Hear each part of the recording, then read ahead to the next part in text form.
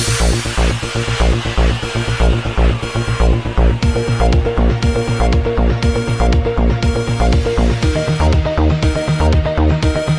اللہ الرحمن الرحیم۔ السلام علیکم ناظرین، آپ دیکھ رہے ہیں BBC 11 ہیڈ لائن نیوز۔ میں ہوں ابرار حسین، پروگرام بریو ویوز کے ساتھ۔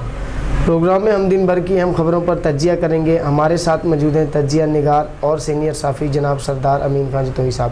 السلام علیکم۔ جی وعلیکم السلام۔ آج دن بھر کی اہم خبر میں سے خبر ہے کہ حکمران نہ آئین اور نہ کوئی اصول مانتے ہیں بلکہ ہر چیز توڑ دینا چاہتے ہیں۔ آصف علی زرداری، اس بارے میں آپ کا کیا کہنا ہے؟ بسم اللہ الرحمن الرحیم۔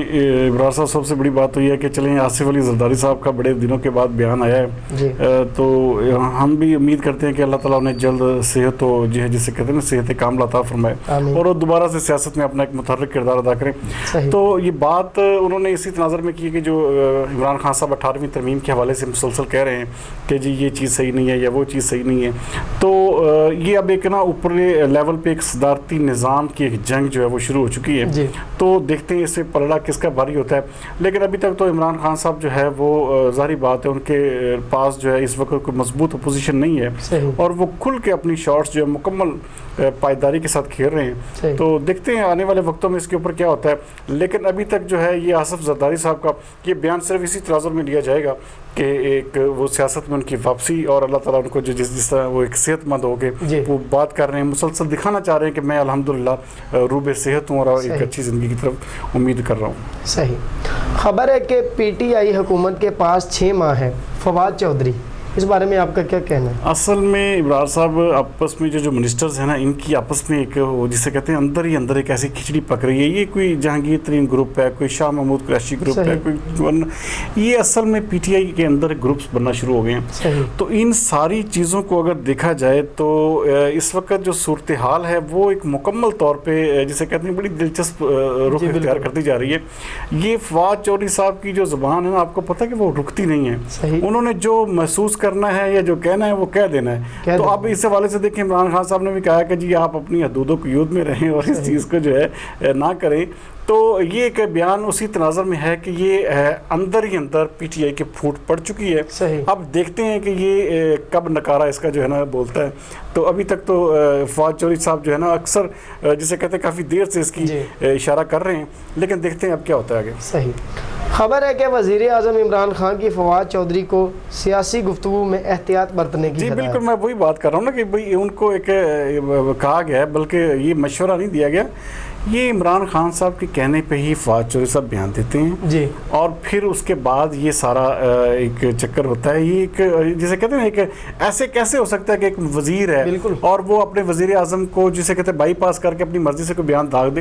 تو یہ ساری اندر کھاتے کچھ نہ بہت اہم امپرومنٹس ہو رہی ہیں، اسی لیے کہہ رہے ہیں کہ اگلے 6 مہینے بہت اہم ہیں۔ دیکھتے ہیں اب ان کی ڈلیوری کیسے ہوتی ہے۔ جی بالکل۔ خبر ہے کہ پنجاب کے پاس گندم کے ذخائر موجود ہیں، مارکیٹ میں قیمت میں استحکام کے لیے ہر ممکن اقدام اٹھائیں گے، وزیر اعلیٰ عثمان بزدار۔ اس بارے میں آپ کا کیا کہنا ہے؟ جی بالکل، اس حوالے سے دیکھیں بہت اچھی بات ہے۔ یہ پہلی دفعہ ہوا ہے کہ جو گندم کے اہداف ہیں یہ پہلے بھی پورے ہوتے رہے ہیں، لیکن اس دفعہ جو ہے گندم ضرورت سے زیادہ جو ہے الحمدللہ ہمارے ملک میں جو ہے اس کی پیداوار ہوئی ہے۔ تو دیکھتے ہیں اب ان کی جو یہ کسی نااہلی کی نظر نہ ہو جائے اور یہ نہ ہو کہ ہمیں جو ہے کہ سیزن کے آخر میں ہمیں گندم جو ہے باہر سے آسٹریلیا یا کسی اور ملک سے امپورٹ کرنی پڑ جائے اور اس کی مد میں ہم جو ہے لاکھوں روپے کا جو جس طرح کہ ہمیں نقصان ہوتا ہے اربوں ڈالرز کا، تو اب یہ اس مد میں یہ نہ ہو، کیونکہ گندم ایک ایسی چیز ہے جسے ہر گھر کی ضرورت کہا جا سکتا ہے۔ تو ان چیزوں کو جو ہے ابرار صاحب دیکھنے کی ضرورت ہے۔ اب ان کی صرف اور صرف ان کی پلاننگ اور ان کی جو ایک جسے کہتے ہیں کہ جو کس طرح کا سسٹم اڈاپٹ کریں گے، یہ عثمان بزدار صاحب کا بھی امتحان ہے کہ گندم کی کسی بھی طرح سے کوئی بھی شارٹیج نہیں ہونی چاہیے۔ خبر ہے کہ لاہور ہائی کورٹ کا پلازمہ فروخت کرنے والوں کے خلاف کارروائی کا حکم، اس بارے میں آپ کا کیا کہنا ہے؟ دیکھیں ابرار صاحب، یہ ایک انتہائی بھیانک مکروہ اور کبھی فیل ہے کہ یہ آپ اپنا پلازمہ دیکھیں، اللہ تعالیٰ نے اگر آپ کو زندگی دی ہے، اللہ تعالیٰ نے آپ کو ایک جسے کہتے ہیں صحت دی ہے، تو آپ کو چاہیے کہ آپ سے انسانی جانیں بچانے کے لیے اس کا کردار تھا، نہ کہ آپ اپنے آپ کو بیچنے چل پڑیں۔ یہ بیچنا یہ تو جسے کہتے ہیں انسانیت کیا ہر معیار سے گرا ہوا ابرار صاحب۔ اب دیکھیں ہم اللہ تعالیٰ معاف کرے بہت ساری احتیاط کر رہے ہیں، لیکن اس کے باوجود جو ہے یہ کرونا وائرس ایک ایسی چیز ہے جو ہر بندے کو افیکٹ کر رہا ہے. آلموسٹ اب ہر گھر میں ایک بندہ بیمار ہے. تو اس کی وجہ صرف یہ ہے کہ ہم احتیاط نہیں کر پائے. اور اگر ایک صحت مند انسان ہوتا ہے تو اس کو چاہیے کہ وہ پلازما جو ہے اپنا ڈونیٹ کرے اور لوگوں کو جان بچانے میں اس پہ کام آئے, نہ کہ یہ کہ جسے اس کو فروخت کرنے لگ پڑے. یہ ایک انتہائی زیادتی اجر کی توقع صرف اللہ کی ذات پر ہونی چاہیے. صحیح بات, بالکل ٹھیک کہہ رہے ہیں. خبر ہے کہ قومی ٹیم کے 7 مزید کھلاڑیوں میں کرونا ٹیسٹ مثبت آ گئے اور وہ کھلاڑی انگلینڈ اسکواڈ میں بھی شامل ہے. اس بارے میں آپ کا کیا کہنا ہے؟ ابرار صاحب, یہ جس نے بھی فیصلہ کیا کھلاڑیوں کو بھیجنے کا, میں کہتا ہوں کہ وہ دنیا کا بے وقوف ترین بندہ ہے کہ جس کو اتنی عقل نہیں ہے کہ کرونا وائرس نے پوری دنیا کو لپیٹ میں لیا. اور انگلینڈ, برطانیہ دیکھیں, امریکہ, یہ ملک ایسے ہیں جو انتہائی زیادہ متاثر ہیں, اور آپ نے وہاں پہ ٹیم کو جھونک دیا, اور جاتے کھلاڑی آپ کے کل 3 رپورٹ ہوئے, آج 7 ہو گئے. آپ نے کون سا ایسا کام کر دیا؟ یہ دیکھیں, یہ تو انتہائی زیادتی کی ہے آپ نے پوری ٹیم کے ساتھ. آپ نے 11 کھلاڑی ہوتے ہیں تو 7 آپ کے بیمار پڑ گئے ہیں, آپ کس کو کھلائیں گے؟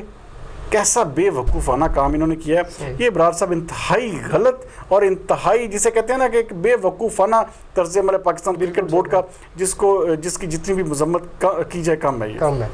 بہت شکریہ سردار صاحب. ناظرین, یہ تھی آج دن بھر کی ہماری اہم خبریں جس پر ہم نے تجزیہ کیا. کل تک کے لیے مجھے دیجیے اجازت. پاکستان زندہ باد.